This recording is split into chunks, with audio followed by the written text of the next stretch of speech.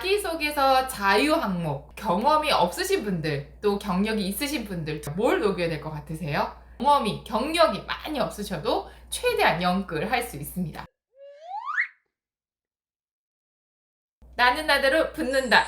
여러분들의 작은 강점도 제대로 살려서 합격시키는 강점 면접 전문 조스플라잇 하나쌤입니다. 오늘은요, 자기소개서 자유 항목 어떻게 작성해야 되는지 경험이 없으신 분들, 또 경력이 있으신 분들 두 분 다 고민되실 것 같아요. 이걸 따로따로 나눠서 제대로 알려드리도록 하겠습니다. 일단은 저희가 되게 힘들어하는 게 사실 자유롭게 뭔가 틀을 주지 않고 이런 거를 힘들어합니다. 인간 자체가 여러 가지 감정들이 있는데요. 그 중에서 가장 힘들어하는 게 바로 불안이라고 합니다. 차라리 정해주면 좋은데 이렇게 아무것도 안 주고 알아서 써라. 특히 이번에 NH증권 같은 경우에는 3천자 자유 항목이잖아요. 그렇다 보니까 더더욱 좀 이런 항목들이 어렵게 느껴지실 것 같아요. 그리고 저희가 등록하는 자소서를 등록하는 사람인이나 자코리아 이런 데도 자유 항목이다 보니까 여러분들이 영상 보시고 좀 정리를 하실 수 있도록 제가 쉽게 알려드리도록 하겠습니다. 특히나 경험이 없으신 분들, 경력이 없으신 분들이 가장 고민이 되실 것 같아요. 그래서 이분들 먼저 알려드리도록 하겠습니다. 여러분들이 불안해한 게 너무나 당연하다 이 생각하시고 그러면 어떻게 해야 되는지 차근차근 이걸 보시면서 하시면 될 것 같습니다. 일단은 항목이 없을 때 항목의 설정하시는 게 굉장히 어렵잖아요. 그런데 경력이 없으신 분들은 내가 어떤 걸 녹여야 될 것 같으세요? 뭘 녹여야 될 것 같으세요? 네, 맞습니다. 여러분들이 이 직무에 대한 잘 맞는 성향을 갖고 있다와 그 다음에 관심을 갖고 있다. 이 두 가지를 포인트로 잡으셔야 됩니다.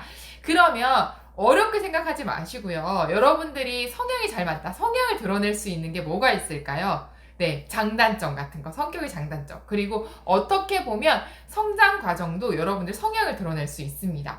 성장 과정이 알고 계시겠지만 여러 영상들이 있지만 구구절절 내가 어떻게 살아왔다라는 거를 어필하는 자소서 항목이 아니라요.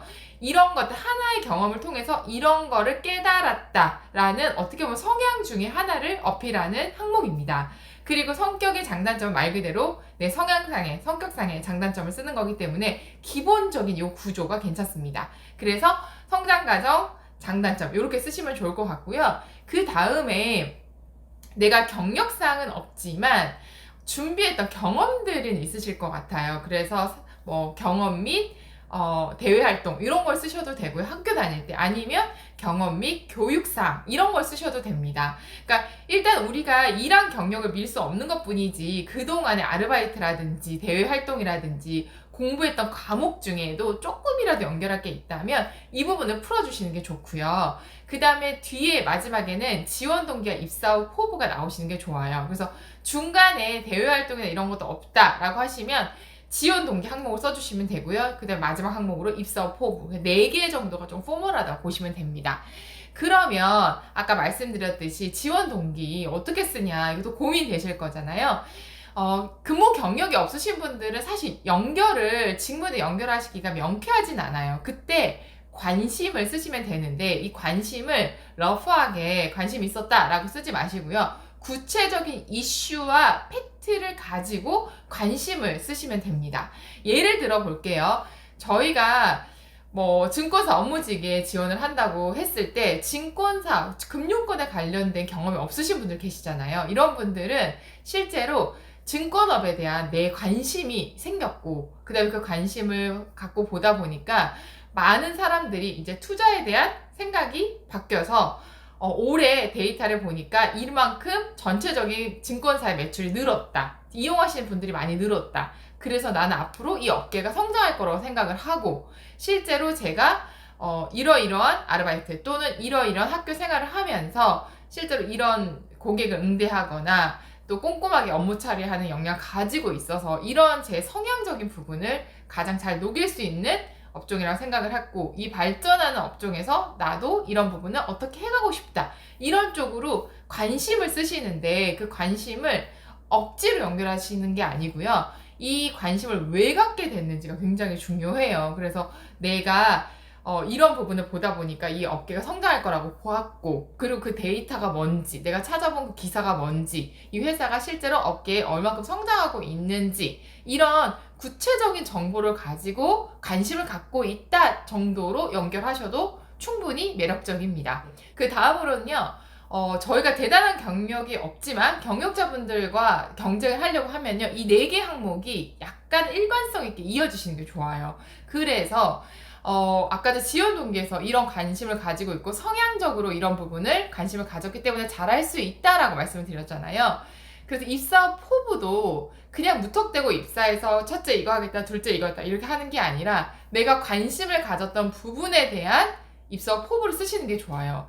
그러니까 예를 들면 저희가 서비스 역량이라든지 학교 다닐 때 뭐 대외 활동들을 많이 해서 아니면 아르바이트를 해서 고객들을 응대한 경험이 많고, 그렇기 때문에 나는 이 업계가 전망이 좋고 앞으로도 성장할 거라고 생각한다. 그러면 이런 부분에 대해서 업무직으로 서비스 응대를 어떻게 해서 이 회사에 도움을 줄 건지가 입사 포부 맥락이 이어지시는 게 좋아요. 그래서 뜬금없이 입사 포부를 자격증을 따겠다, 뭐 하겠다 이렇게 가지 마시고 그런 부분도 있어야 되죠. 왜냐면은 지금까지 정량적인 걸 안 채웠으니까 그런 부분이 있어야 되지만, 더 중요한 건 내가 관심을 가졌던 부분을 지원 동기 어필하셨기 때문에 그 부분을 가지고 입사 포부도, 특히나 업무직은 고객의 응대, 고객이 원하시는 부분이 뭔지를 캐치하는 게 참 중요하다고 난 생각을 한다. 그래서 이 부분을 어떻게 발전시켜서 결국은 이 회사의 수익적인 부분에 어떤 도움을 되겠다, PB분들과 어떻게 연결을 해보겠다,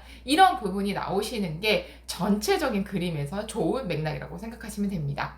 말 그대로 경력은 없지만 내 자체를, 강점을 잘 드러내는 한편의 좀 CF처럼, 글처럼 스토리텔링을 잘 연결하시는 게 굉장히 중요하다고 생각하시면 됩니다. 이게 강점 면접에서도 굉장히 중요하거든요. 저 조스플라이 세연이가 그냥 자소서를 쓰는 게 아니라 여러분들의 이런 깨알 같은 인터뷰를 통해서 여러분들의 이 맥락이 이어지게끔 하기 때문에 경력이 많이 없으셔도 최대한 연끌 할 수 있습니다.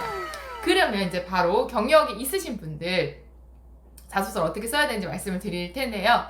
이제부터가 좀 중요합니다. 그러니까 항목을 정하실 때 저희가 이제 흔히 말해서 성과를 좀 내는 쪽, 그러니까 예를 들면은 증권사만 해도 좀 성과를 내는 쪽이죠. 업무직은 아니라고 생각하실 수도 있지만 업무직이 어떻게 하냐에 따라서 PB분들께 연결이 잘 돼서 성과가 잘 납니다. 뭐 금융권, 은행 쪽도 마찬가지고요. 근데 비서나 이런 쪽은요, 좀 제너럴하게 쓰셔도 돼요. 그런데 내가 하는 게 영업관리직이다, 마케팅이다, 이런 분들은 이 자소서 항목을 셀렉하는 것 자체가 굉장히 이분이 이미 굉장히 많은 걸 알고 있다, 우리가 듣고 싶은 부분을 이렇게 잘 항목으로 정했네, 이 부분 자체도 평가 요소가 됩니다.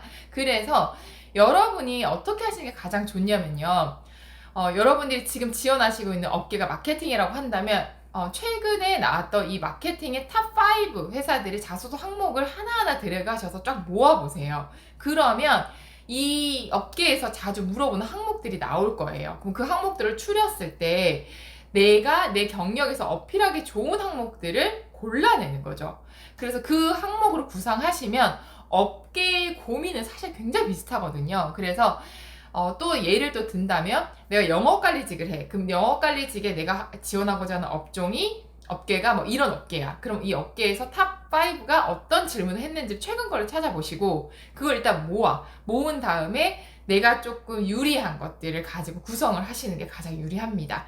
그러니까 사실 어려운 게 질문을 제시하고 거기에 대한 답을 한다는 게 굉장히 좀 어렵거든요. 근데 요즘은 회사에서 문제 해결 능력, 효율성, 좀 남들과 다른 시각에서 보고 창의적으로 문제를 해결한 거, 이런 부분이 성과를 내는데 다 필요하기 때문에 이런 항목을 얼마큼 잘 캐치했느냐가 굉장히 중요할 거라고 생각을 합니다. 그러면 어떤 항목들이 있었는지 좀 말씀드리면요, 실제로 요즘 좀 자주 나오는 게 항목들 보면 문제 해결 능력, 팀워크에서 역량을 보여줬던 경험, 또는 반복되는 문제를 효율적으로 해결했던 경험, 본인의 한계를 극복하고 목표를 달성했던 경험, 그다음에 지원 분야에 어떤 일을 한다고 생각하는지, 앞으로 닥칠 가장 큰 이슈는 무엇이라고 생각하는지, 실패를 극복했던 경험, 4차 산업 코로나 이후 이 직무도 변화하고 있다, 이 상황을 어떻게 극복할 수 있겠는지, 지원 분야가 가장 중요하다고 생각하는 부분은 뭐고 본인은 어떻게 준비해야 했는가 이런 부분들이 굉장히 많았었거든요.